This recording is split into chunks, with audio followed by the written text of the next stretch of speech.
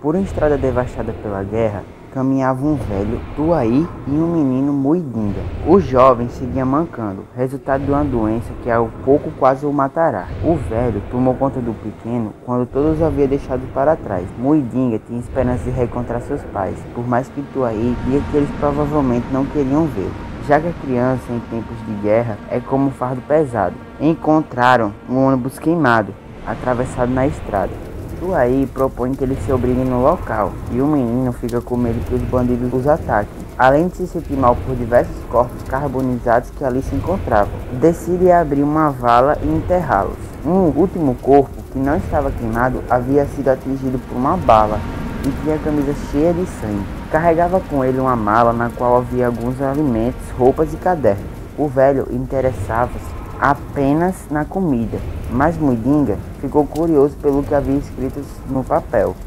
Aí sugere que acenda uma fogueira com os cadernos encontrados, e o menino usa apenas a capa de um deles para acender o fogo. Depois se empenham em ler os escritos, a princípio lentamente, juntando letra por letra. Tuaí pede que ele leia alto para ajudá-la a dormir.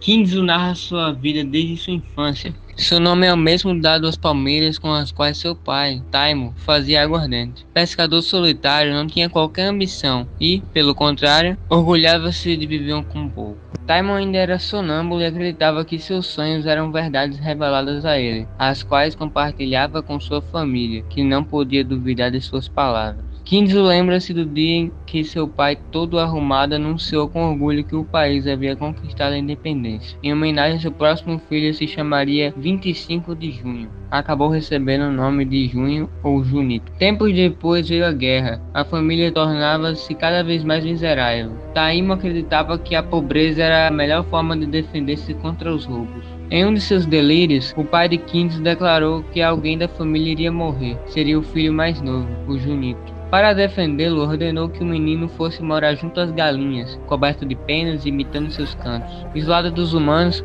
Junito nem sabia mais falar, até que desapareceu misteriosamente. O sumiço de Junito transformou ainda mais a família de Kinzo. Seu pai passava o tempo todo embriagado, deitado em seu barco em meio às dunas.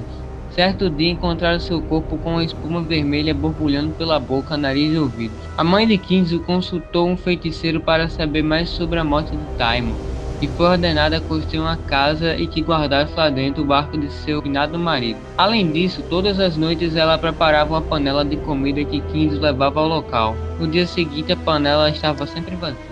Um dia, Kinzo viu um homem vestindo roupas vermelhas e pulseiras de feitiços entrar na casa após ele servir comida. Ao avisar sua mãe sobre a aparição do estranho, ela disse que se tratava de seu pai. Kinzo não acreditava nessa história. Solitária, a mulher ainda reclamava que ele era o único filho que havia lhe sobrado a essa altura, o pior de todos. A guerra esvaziava as vilas da região. Somente um comerciante permanecera no local, Surendra Valar, um indiano que sofria perseguição devido à sua raça. Kinzo, entretanto, uma amizade com o homem. Surendra brincava que eles eram da mesma raça, a raça dos Índicos, já que suas terras compartilhavam o mesmo oceano. Certa vez, o indiano discutia com um freguês que tentava roubar seu estabelecimento, quando entrou um homem com roupas vermelhas. O ladrão saiu do local e o homem pediu a Surendra alguns panos. Depois, o comerciante explicou a Kinzo que aquele era um Naparama, um guerreiro abençoado por feitiços que o protegiam das balas. Uma noite, o comércio de Surendra foi invadido e incendiado.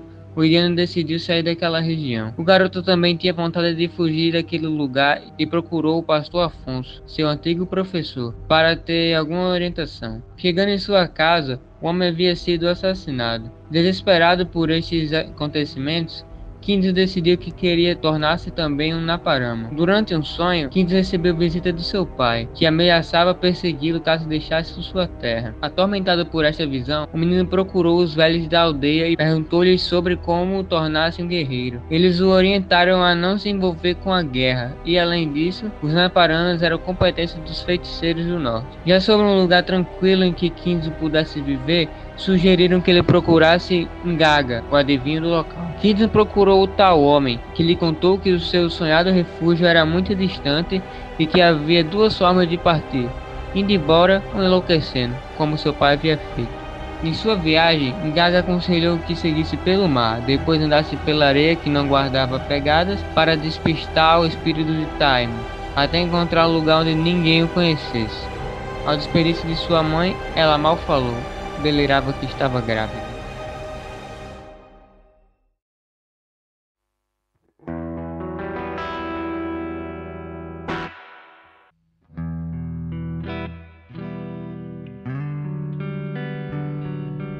Terminando o primeiro caderno, Muidinga percebe que Tuahir já está dormindo. Foram 3 noites a ler os escritos, sendo que nada demais aconteceu nesse intervalo.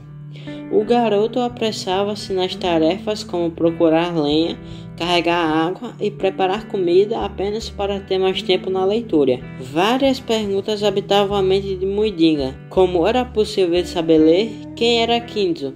O velho já estava aborrecido com a fixação do menino. Chamando Tuahir de tio, o que ele não gostava, Muidinga perguntava sobre seu passado, mas o homem se negava a contar qualquer coisa. Dizia apenas que ele o havia encontrado abandonado. Muidinga acorda com um cabrito que invadiu o ônibus abandonado. Tuahir expulsa o bicho, fala em comer o animal, mas o menino decide prendê-lo, pois a presença dele o faz lembrar-se da vida na aldeia. Muidinga encontra uma árvore onde amarra uma corda, surpreso por não ter visto esta planta anteriormente. O menino pega um galho e rabisca na areia 2 palavras, azul e luz. Assusta-se ao perceber que estava escrevendo. Em seguida, lembra-se de sonhos distantes, como o de crianças na hora do recreio. Corre para o ônibus a contar para Tuahir sobre sua descoberta.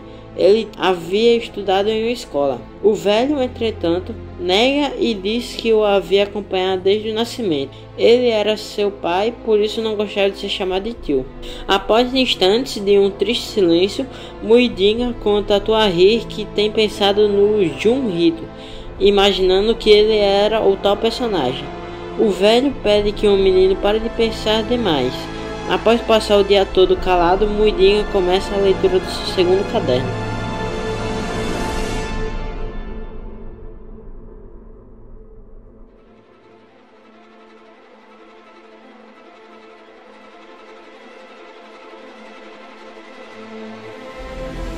Kinzo ia ora pelo mar, ora por terra firme, carregando seu barquinho. A maldição o perseguia. A vela do barco se rasgou e se transformou em peixes. O remo formou folhinhas verdes e se transformou em árvore. Ele passou a remar com as mãos e os dedos ganhavam escamas. O mais incrível aconteceu quando Kinzo pôs-se a caminhar pelas areias do Tandicico.